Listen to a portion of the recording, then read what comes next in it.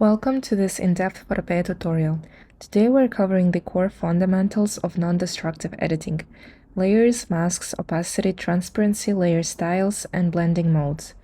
So whether you're retouching photos, designing graphics, or creating digital art, mastering these tools will give you full control over your edits. I'll walk you through each concept with clear examples, keyboard shortcuts, and tips. And by the end, you'll confidently use these tools in your workflow. So let's get started.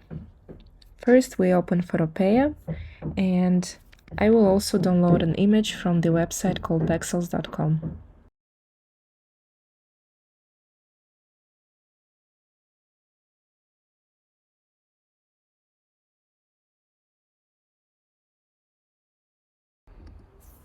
And import it into PHOTOPEA. Layers are the backbone of any project. Think of them as stacked transparent sheets. Each holds different elements that combine to form your final image. Now let's break it down in detail. To create and manage to create a new layer, you go Shift-Ctrl-N or Shift-Command-N on Mac on your keyboard, or click the Layer and New in the window. Always name your layers for better organization. To name it, you double-click and write the name. There are different types of layers. Pixel layers, which is standard raster layer for images or brushes, adjustment layers, which is non-destructive color lighting edits, shape layers, which is vector-based shapes, and text layers, which is editable text. To turn on and off the layer visibility, you toggle the icon on the left. To delete the layer, you select and delete or drag to trash. You can also reorder layers by dragging them up or down, and layers higher in the stack appear in front. To group a layer, you go Ctrl-G and select the layers. Groups are used to organize complex projects. To lock layers or lock transparency, pixels, or position, you select the layer and click on this lock icon here. Now you can't move or do anything to this layer. It is usually used for backgrounds or for when you want to freeze the layer. Now let's talk about opacity versus transparency. Opacity and transparency are often confused, but they are actually different. Opacity is global transparency. Lower opacity makes the entire layer semi-transparent. The opacity slider is here, and you can slide it and see how it changes the image. Transparency is partial erasure. There is an eraser tool. By clicking E on your keyboard, it deletes pixels permanently, like this. And there is also magic wand that we have talked about in the last lesson. It removes selected areas. So you can see that there's this checkered area appeared after we used these tools. It is actually transparent areas.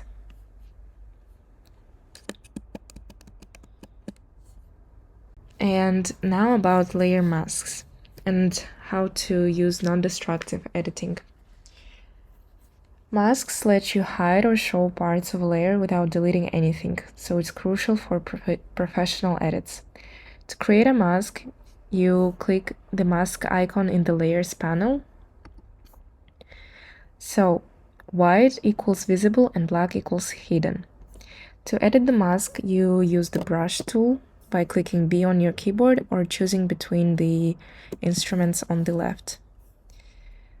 If you paint with black, it means that you're hiding the object.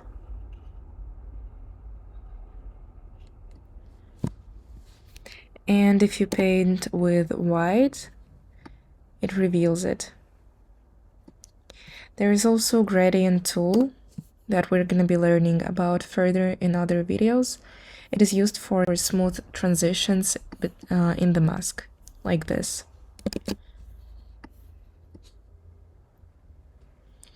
And you can see how the mask icon changes here, and there is a black shadow and the white part on the objects that are hidden or revealed.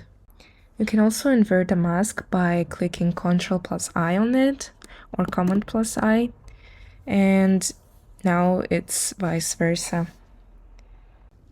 And there are also different layer styles. Layer styles add effects without altering the original layer, so it's perfect for text and shapes. So to apply them, you open styles by double-clicking on the layer or click FX. Now let's create a random rectangle shape on top of the background layer and work with it. And choose rectangle in the instruments. And then apply it here. Now to apply layer styles, you double click on the layer or click effects. The key effects are drop shadow. It adds depth to the object and you can play and see how it works. You can also adjust the angle, distance, spread, size, and different types of contour where you work with the gram. And also noise. Then there is also stroke, which outlines the layer. You can also choose the color so that it's not the same one as the object. And adjust the size, position, whether it's outside or inside of the layer or in the center. And blend mode. But we're going to talk about blend modes a bit further in the video so you understand how they actually work. Then there is gradient overlay, which is smooth color transitions, and it's basically a gradient where you can choose the colors and the angles, etc.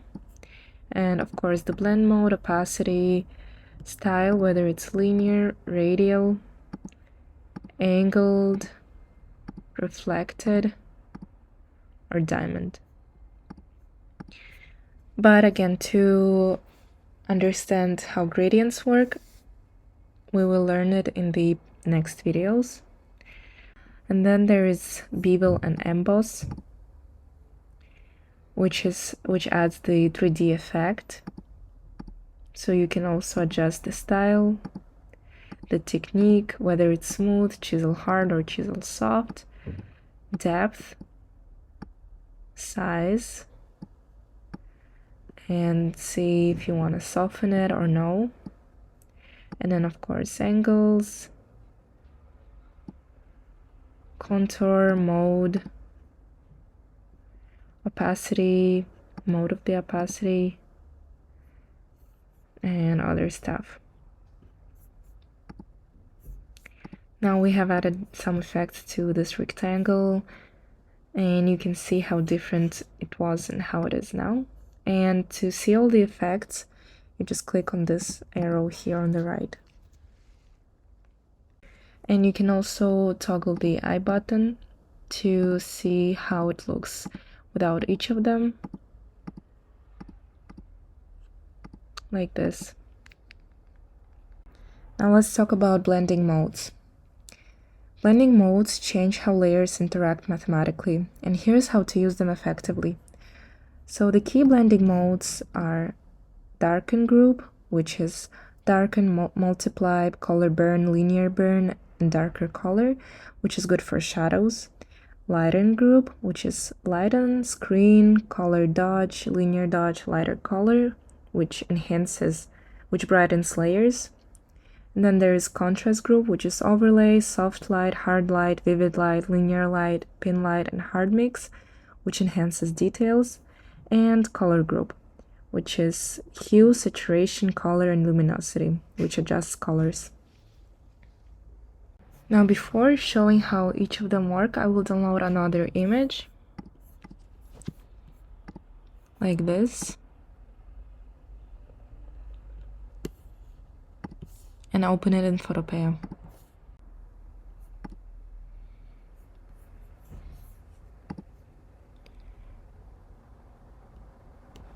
Now let's see. So multiply darkens overlays like this. So this, if you edit it well, then it looks like the person is a part of the initial image. Screen lightens glare and light effects, so the image became lighter.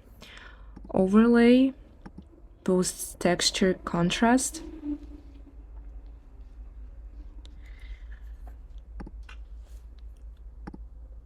Color burn, and you can just play with each one of them and see which fits your work best.